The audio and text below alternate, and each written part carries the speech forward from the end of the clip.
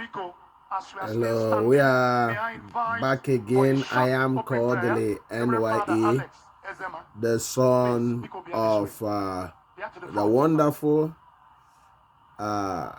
Thank you for joining us. This is the full video for the commissioning of Amansea-Ufuma Road. This is a 26 kilometer road in Anambra, Nigeria, by the governor of Anambra State, Professor Gov.Soludo. This is a milestone.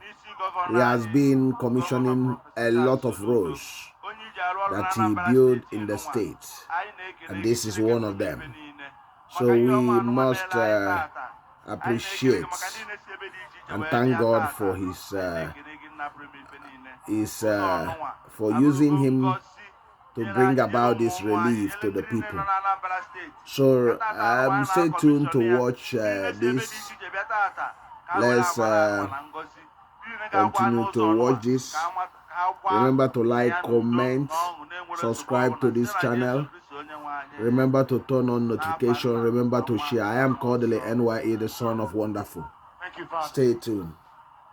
Keep on watching. Biko Wankenke.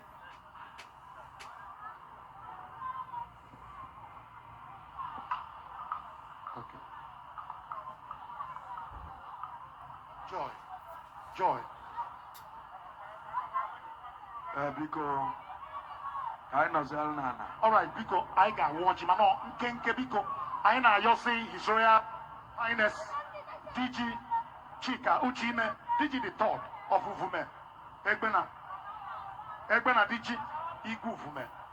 Biko, asị na ọjị a ga-adị nkenke. Kedu na ọjị? Mr. Governor wepụ ọjị ka ewetala igwe ka ọ wụọ ọjị. Prezidenti ọjị ozugbo. Omenala Igbo ka anyị na-eme o. Omenala Igbo dị gboo. Nkụ dị na mba na-eghele mba nni. Rụọkwa n'ọjị ka ndị Igbo ji ayọ Chukwu ibe mgbe gburugburu. Charlie Mwamba wọ n'ọjị abịa o. Charlie Mwamba wọ n'ọjị abịa o. Rụọkwa n'ọjị ka ndị Igbo ji ayọ Chukwu ibe mgbe gburugburu. Igwe Chileze wake n'ọjị. Wake n'ọjị ga-ada n'aka na ntị. Wa ọjị oge adịrọ.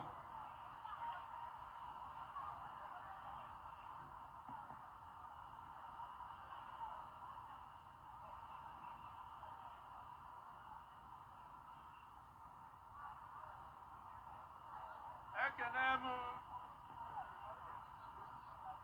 mmadụ niile bịara Ufume wee na-asị na omenala ndị ga-adị iji were ọjị na-atọ nye ụmụ ehi ụmụ ebo na-atọ na ọkụ nọ. Anyị enweghị ogologo oge ime just were ọjị na-atọ were ịtọ. Omenala anyị Ufumezu ha niile ji eji ọjị n'aka. Ndị ichie ebe anyị wee na-anụ ihe a na-ekwu. Mụ na-ekene na-akpọku Olisa bi n'igwe. Ọgụ mere anyị hụ ụbọchị taa. Ana m akọrọ ndị mmadụ nọ 1978 ka ebido jebe ụzọ okwu jebe ije ụzọ ka a rụọ ọrịa anyị mgbe anyị ka nọ n'Enugu capital. Chukwu mee anyị dịrị ndụ na-ahụ ya tata. Onye sikwe n'aka ya wee mejuo onye ahụ Odenigbo agụ ata. Mr. Governor nwamgbe ahụ Anambra State, anyị na-ekene maka nke a wee na-asị Chukwu onye i nyere nye anyị ruo ndụ mmadụ mekwe ka ị na-enye mgbe niile, yie ike, yie ahụike, inyegwu echiche na-ate echiche ahụ mmanụ ka ọ ghara ime nnu ịdachighị azụ, ka ọ rụchitara anyị ihe niile anyị chọrọ ka ọ rụọrọ anyị. Na-ekenekwe ihe ọ na-eme na Anambra Steeti. Onwe ndụ ọ na-akpawafu oke na ha eso. Ọ na-eme ibe na ọ na-eme ibe ọ na-eme ibe na ọ na-eme ibe.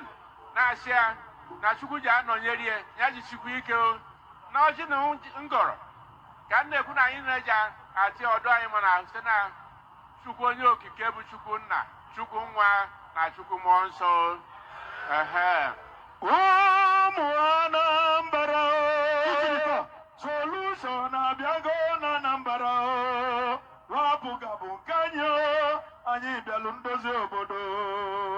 Thank you. Biko na-egbu oge maka Mr. Governor.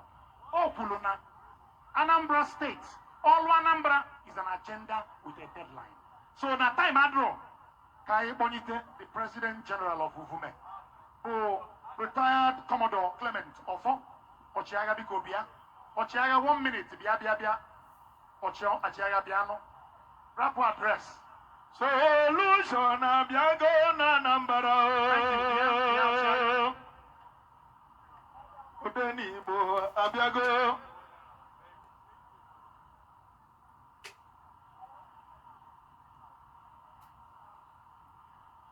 Where's the camera?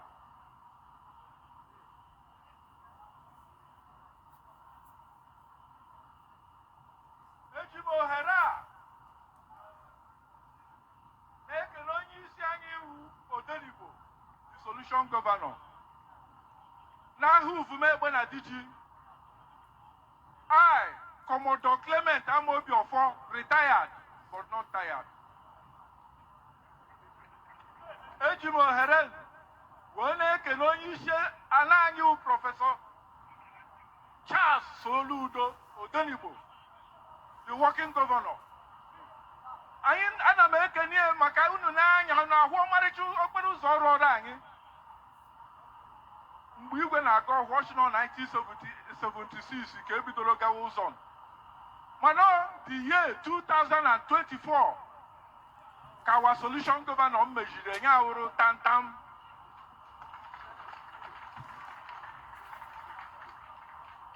Kama ihe na-ekwukwe wee onye na-agba ya na-elekwa anya mma maka ụzọ ama aga.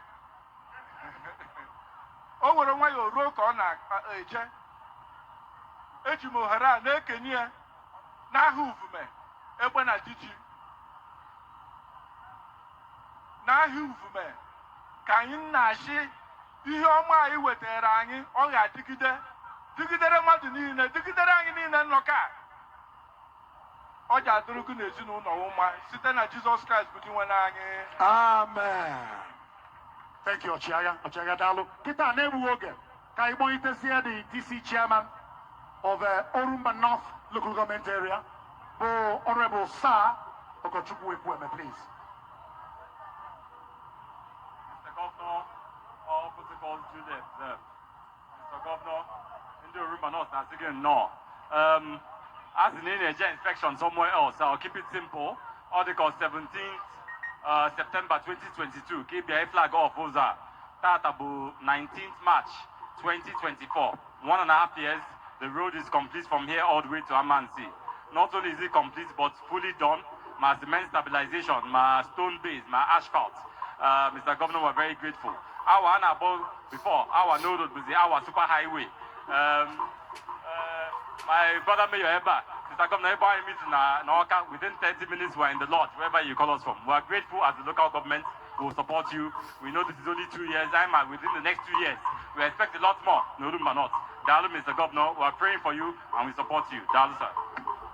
Thank you. Ndị banye oge elugonu na-enu the game changer. A na-ekwu ekwu, a na-eme. A man who has come for Anambra State to see the light. A man who has come for us, especially ndị ụwa na-atụ n'ọnụ. Ndị onwere ego ekwuluba. His government is government of those that has no one to speak for them. Ladies and gentlemen, Professor Charles Gov.Soludo, CFR, Mr. Solution. 20 Mr. Solution. Gov.Soludo. Teliwamba woni sobe. Talo Ufuma kenelugo. Awa kenelugo. Wanambara kenelugi. Gawaniru.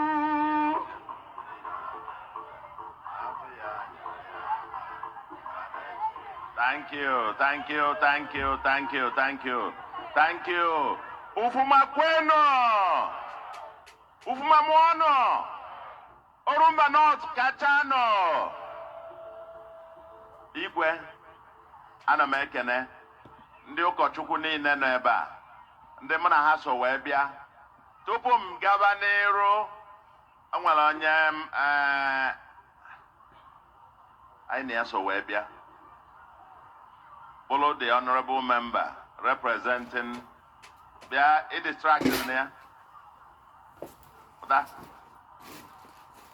The honorable member there represented the good people of Orumba North na House of Assembly. Ana m akpọpụta ya ịma na ọnwa nna aka ọ nọ na o nwere ebe o jebe small holiday. Emecha ochiyata gbọ kene bịa weta microphone nye ka okene ndị be anyị anya kene nye microphone ya kene Ufuma ekene m unu rienu zonu kachano. Mr. Governor, I'm happy and I can never say no to you. Makani will talk and do governor. Kine kukine. When I say I'm very, very highly grateful. Now I took out Oliver Twist once some more. Makana Ubago. Megum when I will be about. Oh, I beg you for my hand. Look at Thank you. Thank you very much. Mba, I'll pay for ya. If I near microphone, just another. Bona, if I when Anambra for one project, I will project Anambra to develop Anambra, irrespective of your party. A party affiliation, irrespective of your denomination, irrespective of where you come from. We're executing over 400 kilometers in all the 21 local governments going on simultaneously. Now, Anambra. And now we have already completed over 240 at an average of over 10 kilometers per month for the 24 months that we have been in office. And in fact, it was as if not planned. We didn't think about it that way because our political party, the All Progressives Grand Alliance, the foremost progressive party in Nigeria, our priority is lifting the downtrodden, the vulnerable, those who are neglected. Because our motto is leave no one behind. Be your brothers and sisters' keeper. That's why after swearing in on the 17th of March 2022, the next day I began my out of Oka walking schedule at Okpoko. Devoted the entire day at Okpoko. But you know, Okpoko happened to be in Ogbaru local government, one of the only 2 local governments where we narrowly lost. That's significant. We didn't begin from the local government that voted highest for us, even though it is important. We don't ignore that because political patronage, we didn't invent it. It is English that invented it. It's an English word. The word patronage abro asụsụ Igbo. Na onye akwa nnikwu akaebe megene. Maka na asụ onwe uchu emegene. So, but we started from the local government, if you like, where we narrowly lost. Because that is where there is the greatest need. Okpoko, the biggest urban slum in the southeast, if not in Nigeria, to regenerate it. Yesterday, I was back there. I was back at Okpoko. There is no Igbo man whose relation doesn't live in Okpoko. The biggest urban slum in the southeast. And now we had yesterday commissioned 12 kilometers of road tarred there. We have pipe-borne water running in Okpoko for the first time ever. And we have now a general hospital in Okpoko with street lights. So in the night, for the they thought it's no longer Okpoko, no, they call London. Finance no New Heaven Kobo. But that's a place where we lost the election the last time. That's to make the point that we prioritize need. And now coming to this particular one. When I visited Orumba North during the campaign at Awa, before the main campaign, you were there? You were there? And now this road, speaker after speaker kept talking about this road. This road, the most strategic road that links Orumba North to Oka. That stretch that used to take hours to go to. Our people were telling us the story how when they were in school, they would carry their boxes on their head to trek to Ufuma Junction in order to get a transport. I can imagine how many kilometers that was. Today, promise made, promise kept. And we are here. This is one of us, this is home for me. Eh? Oh, Uvume ba I can know. Okwan Uvume can know. Gonna kana kodiva. Maiva jawa ma Uvume. Eh? Jelie Digi. When ya? Meta njeta nata jem kaige ndi be wan je buru Fumbajina. Ye je be Digi gbara kana. Mbo. Oh, Ben can no. Maka igwe onwekwa iwala oji ngala asị na igwe na nka nwụrụ anwụ na ya. O yala adaghị nha. Maka ọ gara eme ọsị na mba Odenigbo agụata. Igwe na nka nwụrụ anwụ ka mmadụ tụolu ma Odenigbo agụata. O si ebe ọ nọ binie. Je chie ewone.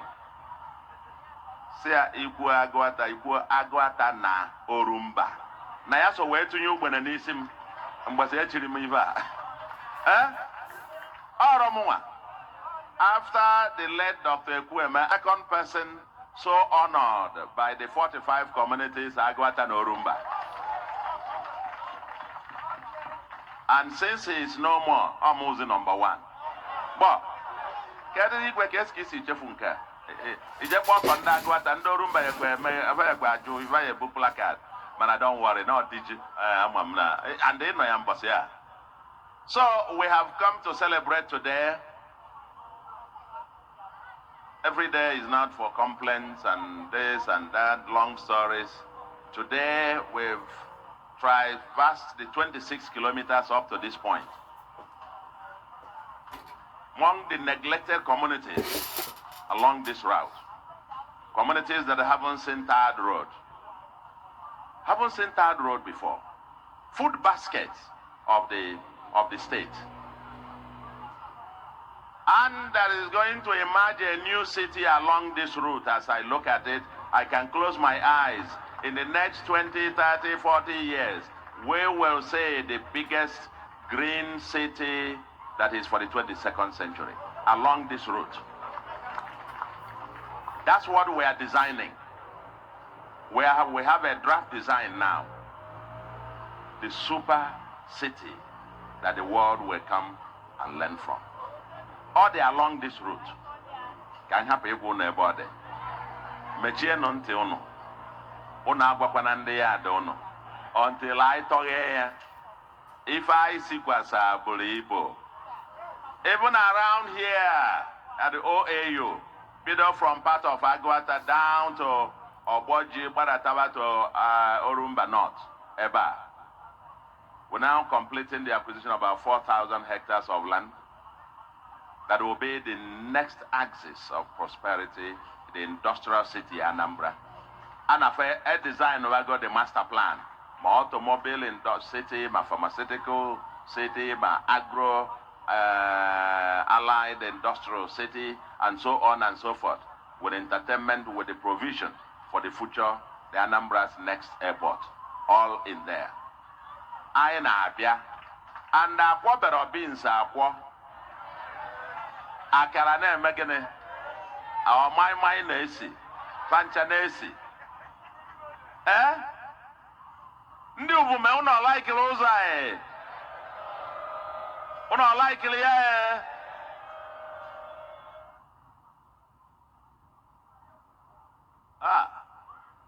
anyị na-abịa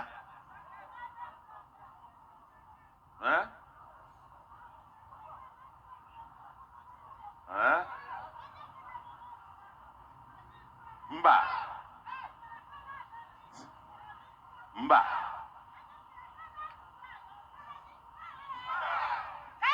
Solution can back Kuru Chin Chin. Amen. Chin. Thank you.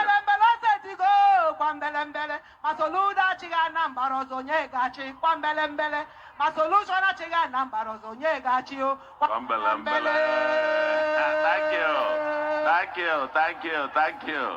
Thank you. Umekweno. Anyị na-abịa. Ndị mba anyị abịa m. Abịana m nụnụ. Abịana m Uvume ka anyị nọ. OAU. Ọkwa ya? Ada m ekwu nnukwu okwu. Nọ mbọsị emeela. Honorable. Ịbịago, ịbịatasị afọ. Wala oche. Ịbatasị ya. Ọ ka mere nnata. Ọ ka mere gịnị? Maka nwa obere oge anyị akpagharịwa anyị eso ajụba ya kedu nke ibe afịa imere gịnị o wenatara kedu nke o wenatara nwa obere oge kịta ome gịnị o setie anyị akpọgharịwa anyị lụọ nke anyị mere lụọ nke i mere na ọ ka esi eme gbọ mana nsogbu adịrọ he is nwanne anyị nwoke ka ọ bụ ọ na-asọpọtụ anyị anyị na ya na-eje ka anyị na-eni ya anyị na-afọ enyu ya anyị na-enyu ya ọ ka nọ na varanda nwa obere oge ọ bụrụ na ọ mee ibe a ọzọ ite ọkpa na palọ anyị amara ibe a na-akọnụ mana ọ ka nọ na palọ ka nọ na varanda ọ na-eru nso gịnị ka a na-akọrọ ibe a ọ na-abụ mba Uvume kweno Orumba North kweno Anambra ga-adị mma kedu ebe nke anyị gafetere ebe na-agwa anyị na mmiri na-agba oge anyị bụ ụmụaka when we are little kids we were fetching water around Onitsha and several other places. We're now embarking on the most ambitious water scheme. Oburo Oka, Oburo Onitsha, Oburo Nnewi, Oburo Ekwulọbịa, Oburo Otuocha, Oburo the high and places and so on and so forth. We're having a comprehensive pipe-borne water scheme for the entire state. As we speak, they're test running on the Oka, we're test running on Onitsha, we're test running at Okpoko, we're test running at Nnewi, we're test running even Umunze, and so on and so forth. Anambra will once again drink pipe-borne water. Anambra will once again. That's ongoing. We're regenerating the whole place. Onitsha is bouncing back. The traders are telling us that for the first time again in many years, people are now coming back from all over Nigeria and even West Africa to shop again in Onitsha. Makandi Abura Nabago and Onitsha Nafa is rising. Onitsha is rising, and we will soon be able to proclaim that Onitsha has risen to fall no more. Makanabu Onitsha work, then Anambra doesn't work. It's the biggest industrial commercial city in the southeast, with the largest market in West Africa. If Onitsha doesn't work, then southeast doesn't work. And so that's why we're very deliberate.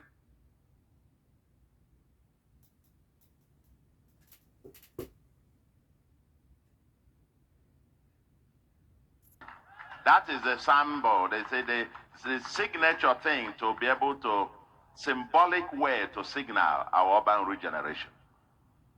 The dry bones will rise again. The dry bones will rise again.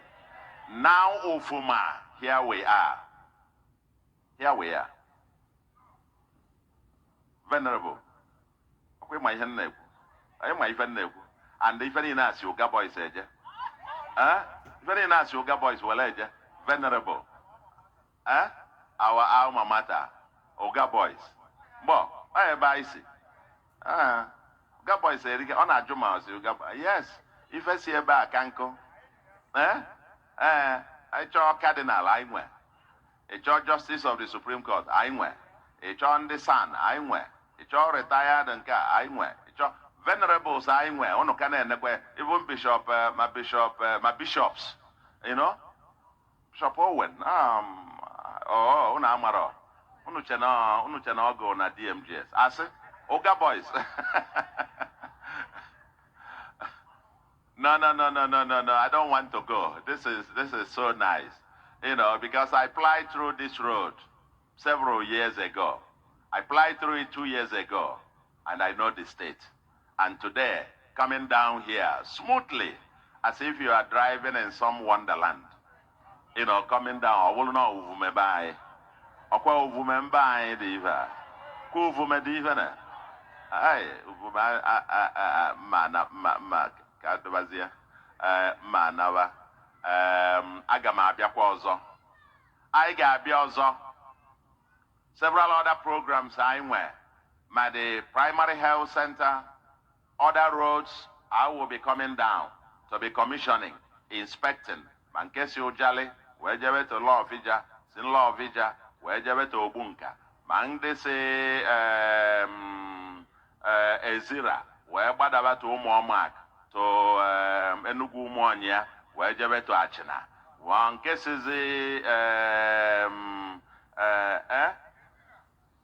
Wankesi Ezira, Ishiago, wee si kwe wee sikwa pụtakwa ụmụnze na-aga nke aga and mbido ka anyị ka na-ebido.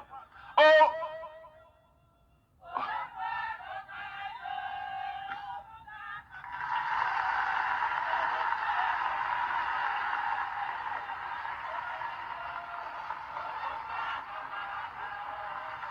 thank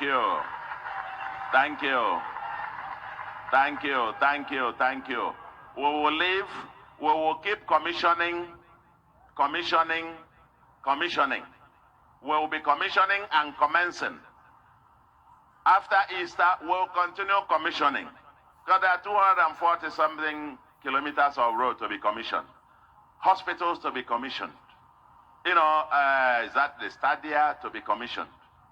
Various health facilities and so on and so forth. Schools to be commissioned and so on. All in the last 24 months. But then the foundation is getting stronger and stronger and stronger. And by this time next year, we would have raised the bar to the next and higher levels apart. Anambra will continue to rise. Anambra is rising and will never fall again.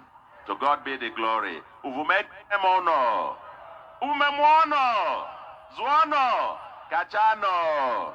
Thank you very much and God bless you.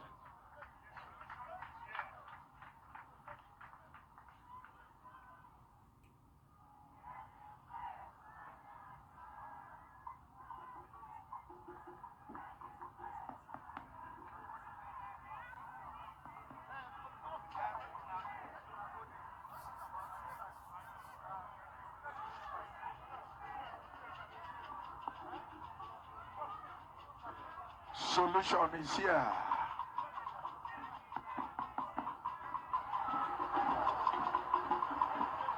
Because the Orumba North, the Mr. Governor Nasia Dalo, okay, Jesse, call toward the tape, or call toward the tape to commission this wonderful road. Yes, or commission China, Uza, Abugolu Sambea. Gov.Soludo, Tali Wamba, Nani kenele, Ufuma kenelugo.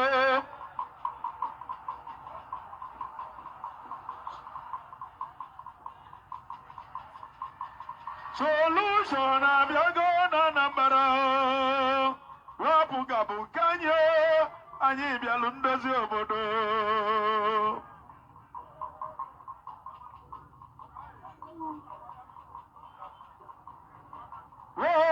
Gov.Soludo, Charlie Wambabo, Nani Kenele, Solution abịago na Anambra.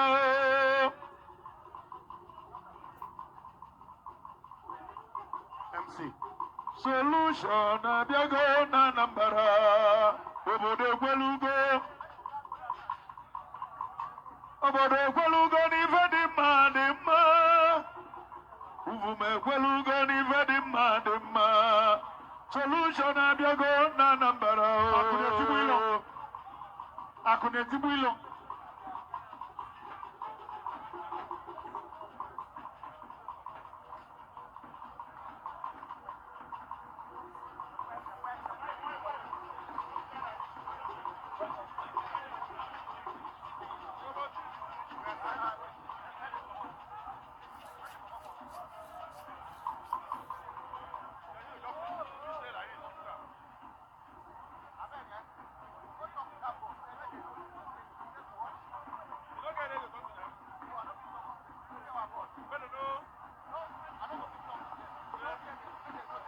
Galono. Solution is here.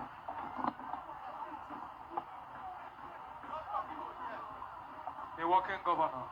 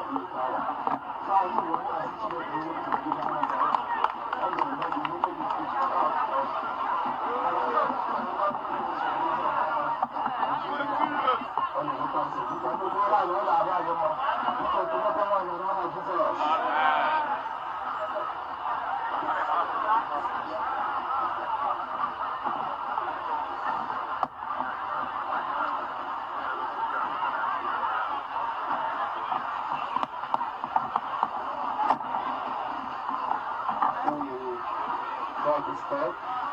In the name of God the Father, God the Son, and God the Holy Spirit.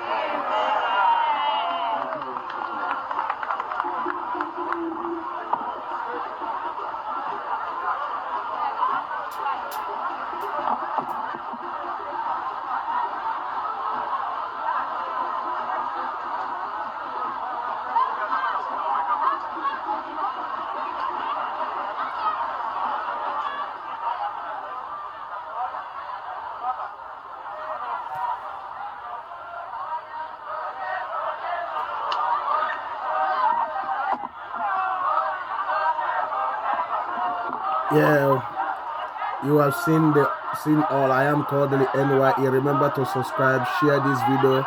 Thank you very much for watching. I see you in the next one. That's a wonderful sight to behold. Thank you for your support so far in this channel. Thank you for your support. Thank you, and see you in the next video.